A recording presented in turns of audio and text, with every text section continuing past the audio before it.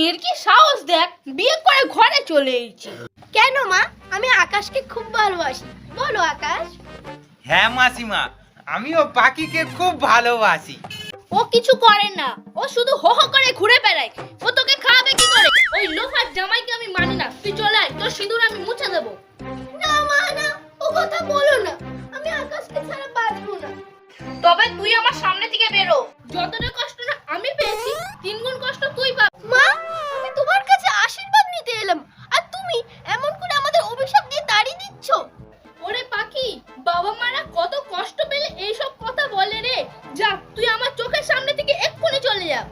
পাখি চলো আমাদের বাড়িতে, চলো আমাদের বাড়িতে। আমার বাবাকে বললে মেনে নেবে। চলো, আমরা এখানে থাকার দরকার নেই।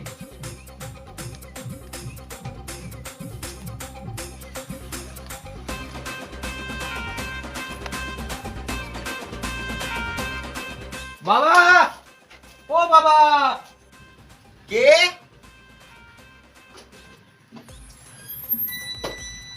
এ কি, তুই আমাকে না বলে বিয়ে করে এনেছিস? এই পাখি, বাবাকে প্রণাম করো। বেরো বেরো কেন, বেরো। নিজে খেটে পেটের ভাত জোগাড় করতে পারেনি, আর কোথা থেকে বিয়ে করে এনেছে? বাবা, আমি পাখিকে খুব ভালোবাসতাম, তাই বিয়ে করে নিয়ে চলে এসেছি। কি সুন্দর কথা। আমি ভালোবেসে বিয়ে করে এনেছি। বাপু, আমার বাড়িতে তোমার জায়গা নেই, তুমি চলে যাও। এ পাখি, এ চলো, আমরা দুজনে কোথাও ঘর ভাড়া করে থাকবো, তবু এ বাড়িতে থাকবো না। হ্যাঁ, আয় চলো।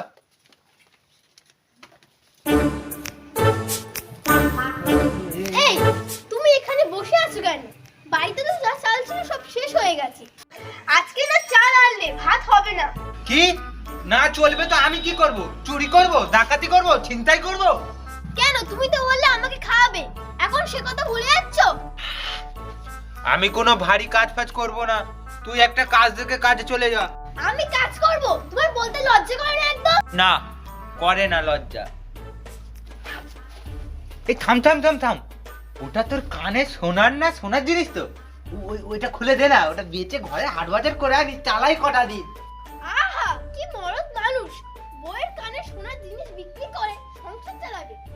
ছোকরা ভালোবাসা। এই এই খুলে দে না, কানে খুলে দে না। এই দিয়ে না বল। না। দিবি না তো? না। দিবি না তো? না। যা, আমার ঘর থেকে বের হয়ে যা। একটা কাজ দেখে তারপরে ঘরে ঢুকবি, মানে তার আগে ঢুকবি না। হ্যাঁ, কি করব? কি আমাকে বা খাওয়াবে? কিছু একটা করতে হবে। কে আমাকে কাজ দেবে? দেখি এই বাড়িতে যদি কোনো কাজের মেয়ে লাগে। দাদা, ও দাদা, কেউ বাড়িতে আছেন? কে? কি চাই বোন? তোমাকে তো এই গ্রামে কোনোদিন দেখিনি। না দাদা, আমরা 1 মাস হচ্ছে এই গ্রামে এসেছি। একটা কাজ হবে দাদা, যে কোনো কাজ হলে হবে। তোমার তো অনেক কম বয়স বোন, তুমি কি সব কাজ করতে পারবে? হ্যাঁ দাদা, আমি বাড়ির সব কাজ করে দেব। মা তো বলছিল কাজের একটা মেয়ের জন্য। ঠিক আছে, তাহলে তুমি এসো। এখানে যে বাসনগুলো আছে না, এগুলো পরিষ্কার করে দেবে প্রথমে। হয়ে গেলে তারপর জামা কাপড়গুলো কেচে দেবে, ঠিক আছে?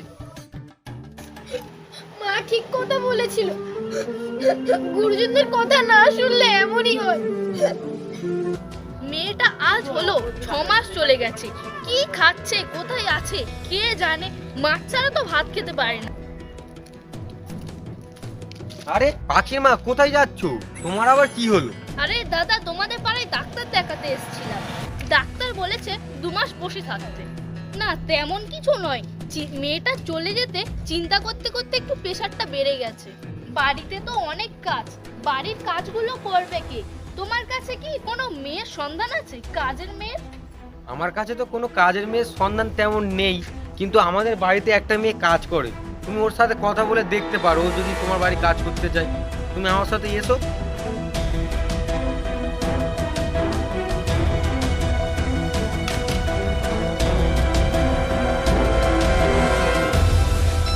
ওই যে বাসন ধুচ্ছে, ওনার সাথে কথা বলে নাও, ঠিক আছে? ও মেয়ে, শুনতে পাচ্ছ না?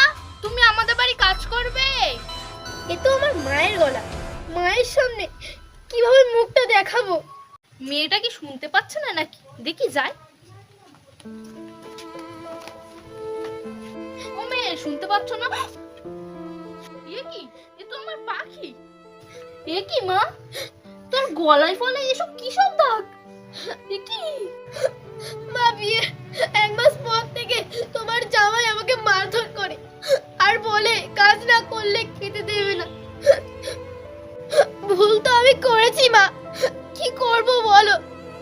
ওরে মা, বেকার ছেলের ভালোবাসা ভাতে খাওয়া লেবুর মতো, ওরা রসটুকু খাওয়ার পরে খোসার কোনো দাম দেয় না মা। তুই আমার সঙ্গে চলে চল মা, তোর গ্র্যাজুয়েশনটা কমপ্লিট করবি, চল। না মা না, আমি কোন মুখে তোমাদের বাড়িতে আর ফিরে যাব? গুরুজনদের কথা না শুনলে তার ফল তো পেতে হবে মা। ওরে মা, ওইসব কথা ভুলে যা। আকাশ যেদিন নিজের ভুল বুঝতে পারবে সেদিনকে অবশ্যই নিজের সঙ্গে নিয়ে যাবে তোকে। চল এখন।